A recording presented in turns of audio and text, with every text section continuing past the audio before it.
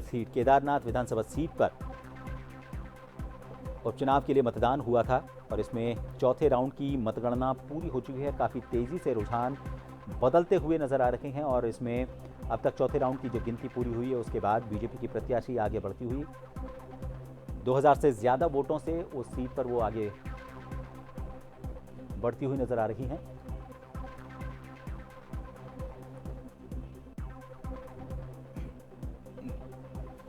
कड़ी सुरक्षा के बीच मतगणना चल रही है और लगातार रुझान सामने तस्वीर लाते हुए राजस्थान की 7 सीटों पर जो काउंटिंग चल रही है उसमें हम बात करें दौसा की, तो यहां से कांग्रेस प्रत्याशी फिलहाल आगे बढ़ते हुए नजर आ रहे हैं। 5वें राउंड में वो 1650 वोटों से आगे चल रहे हैं।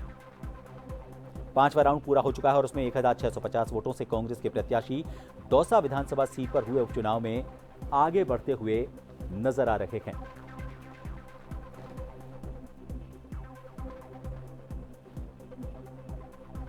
राजस्थान में 5वें सीट को लेकर वोटिंग की जो गिनती है, वोटों की जो गिनती है वो पूरी हो चुकी है और रुझानों में 1650 वोटों से कांग्रेस के प्रत्याशी आगे चल रहे हैं।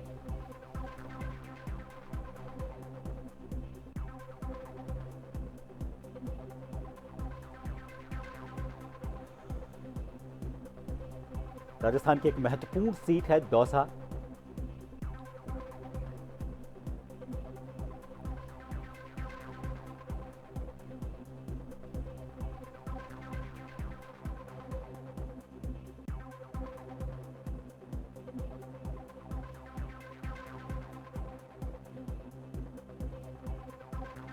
पर उपचुनाव हुआ था और इन पर जो गिनती चल रही है उसमें दौसा को लेकर हम आपको सामने बता रहे हैं कि कांग्रेस के जो प्रत्याशी हैं 5वें राउंड के बाद 1650 वोटों से आगे चल रहे हैं।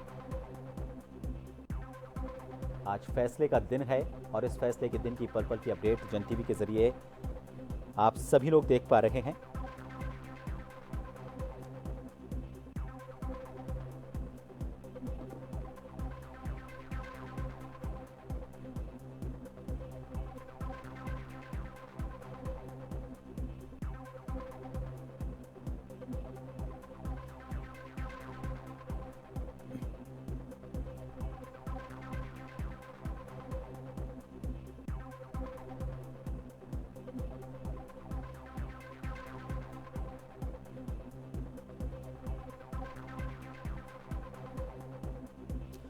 डूंगरपुर की 84 विधानसभा सीट को लेकर हमने आपको अपडेट कुछ देर पहले बताया था। यहां पर 5वां राउंड पूरा हो चुका है।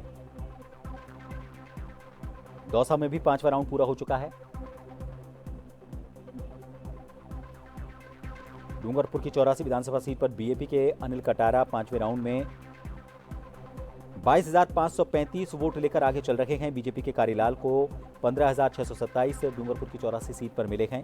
कांग्रेस के महेश रोथ को 6,695 वोट मिले हैं। तो बीजेपी के जो प्रत्याशी हैं वो बीजेपी के प्रत्याशी से 6,908 वोटों से डूंगरपुर की 84 विधानसभा सीट पर आगे चल रहे हैं। दौसा में कांग्रेस के प्रत्याशी आगे चल रहे हैं 1650 वोटों से। 5वें राउंड की गिनती दोनों जगहों पर पूरी हो चुकी है।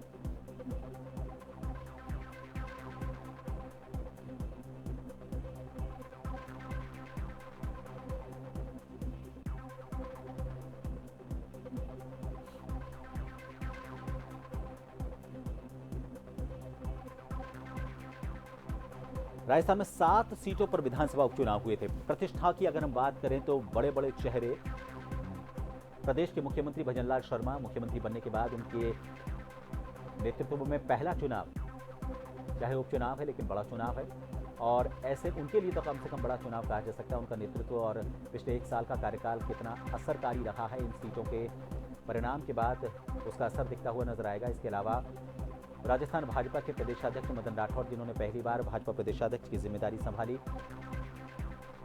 उनके नेतृत्व में भी पहला उपचुनाव। सचिन पायलट ने अपनी जीत को, अपने प्रत्याशियों को लेकर यहां पर जिस तरह की कोशिश की, वो उनके लिए प्रतिष्ठा का सवाल। वहीं कांग्रेस प्रदेशाध्यक्ष डोटासरा के लिए भी ये प्रतिष्ठा का सवाल कहा जा सकता है। फिलहाल जिस तरह के रुझान सामने आ रहे हैं, राजस्थान में 7 सीटों में से 5 सीट पर बीजेपी के प्रत्याशी आगे चलते हुए नजर आ रहे हैं रुझानों में।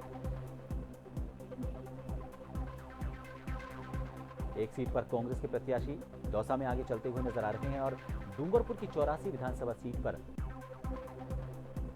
बीएपी के प्रत्याशी कटारा वो आगे चल रहे हैं। फिलहाल सभी जगहों पर करीब 4 से 5 राउंड की गिनती पूरी हो चुकी है।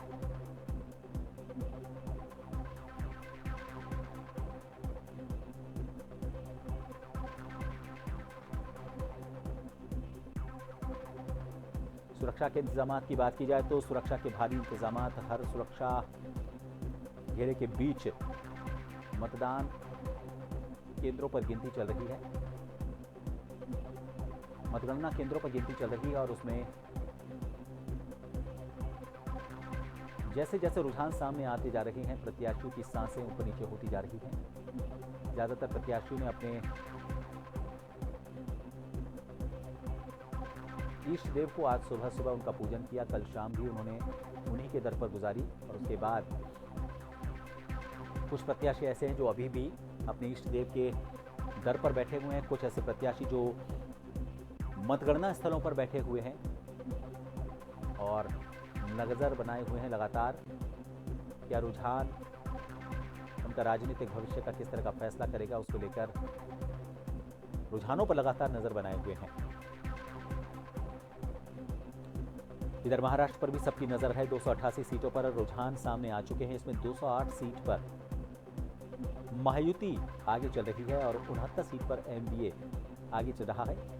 पिछली बार के मुकाबले 17 सीट का फायदा होता हुआ महायुति को नजर आ रहा है। 5 सीट का नुकसान एनडीए को नजर आ रहा है। अन्य अगर हम बात करें तो 11 सीट पर अन्य प्रत्याशी आगे चल रहे हैं और ये पिछली बार के मुकाबले 12 सीट कम है। पिछली बार 23 सीटों पर अन्य प्रत्याशी आगे चल रहे थे, लेकिन इस बार 12 सीट का नुकसान। एमबीए के प्रत्याशियों की बात करें तो पिछली बार 74 प्रत्याशी जीते थे और इस बार 70 प्रत्याशी आगे चल रहे हैं। 4 सीट का नुकसान महायुति को फायदा होता हुआ नजर आ रहा है।